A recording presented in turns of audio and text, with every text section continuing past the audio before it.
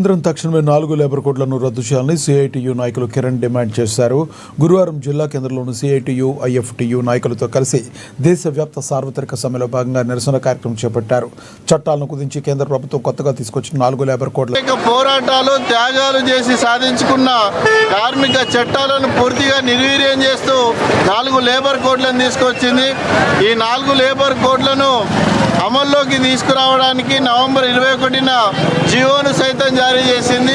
గత 5 సంవత్సరాలుగా భారత కార్మిక వర్గం ఈ లేబర్ కోడ్లు అమలు కాకుండా పెద్ద ఎత్తున పోరాటాలు చేస్తున్నా కూడా కేంద్ర బీజేపీ ప్రభుత్వానికి కార్మిక వర్గం పట్ల కనికరం లేకుండా ఈరోజు కార్మిక హక్కులను పూర్తిగా నిర్వీర్యం చేయడానికి ముందుకు పోతూ ఉన్నది. ఆ రకంగా లేబర్ కోడ్లను అమలు చేయడానికి రాష్ట్ర ప్రభుత్వాల మీద ఒత్తిడి చేస్తూ ఉన్నది. దీన్ని వెంటనే ఉపసంహరించుకోవాలని చెప్పేసి మేము డిమాండ్ చేస్తూ ఉన్నాం.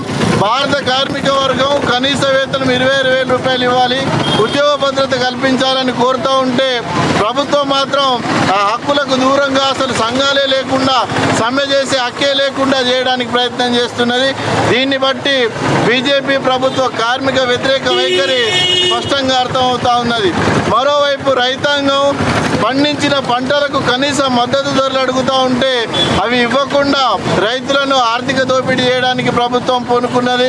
మరోవైపు విత్తన సవరణ చట్టాన్ని తీసుకొస్తా ఉన్నది.